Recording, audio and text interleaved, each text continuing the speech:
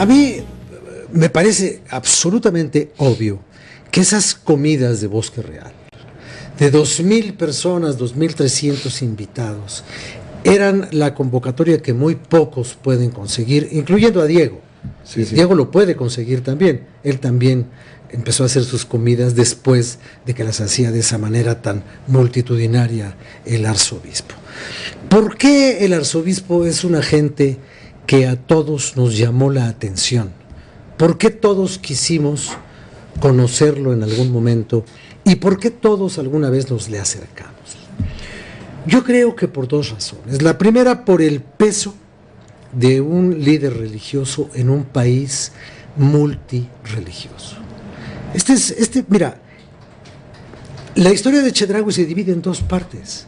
La primera, cuando no puede llegar a México, porque había cierta reticencia por estos liderazgos espirituales que en el fondo no eran sino disfraces de liderazgos políticos.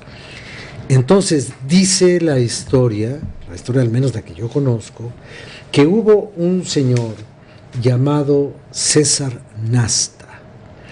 César Nasta era el padre de Salim Nasta, quien estaba casado con la hija del presidente Gustavo Díaz Ordaz. Y entonces, cuando se le niega un visado al joven entonces clérigo de la Iglesia Ortodoxa, que venía de Grecia y que había pasado obviamente por Líbano, en Grecia, que fue donde estudió, entonces César Nasta le pide al presidente de la República que reciban a ese hombre y le dan una visa y puede entrar a México. Después se nacionaliza mexicano, él muere siendo mexicano, ya con estas cosas de las dobles nacionalidades. Pero en un país que ha entendido el laicismo para los fines de su funcionamiento, pero que no entiende la segregación religiosa de ninguna manera, era posible que este hombre fuera al mismo tiempo líder espiritual, líder religioso y pieza de bisagra.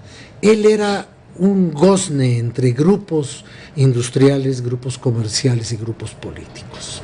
Él fue un gran relacionador de personas y él fue un hombre que facilitó el entendimiento de muchas personas y que hacía sus viajes al Líbano, que construyó en México su propia catedral, donde va a ser sepultado el próximo viernes, sí. ¿no? En esta zona donde están los grandes capitales, ¿no? La Catedral de San Pablo.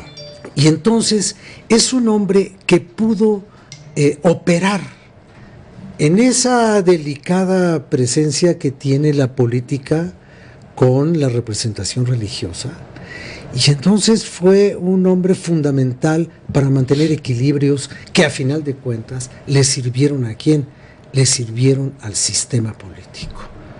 Y él pues fue un hombre afortunado, fue un hombre que tenía muchos amigos y también algunos malquerientes, pero finalmente pudo por encima de todos ellos. Y un último comentario que te hago de algo que me confió un amigo de él, de sus últimos días, ¿no? En este año ya no hubo la fiesta, en enero ya no hubo la fiesta, él empezó a estar mal a principios de enero, la fiesta iba a ser por ahí el día 17, 18, ya no se pudo hacer y él muere enojado y triste, enojado por las torpezas de cosas que él decía que se podían hacer mejor en México y triste por ver tantos problemas sin solución en este país, a pesar de las muchas intervenciones que él tuvo supuestamente para arreglar los problemas de este país.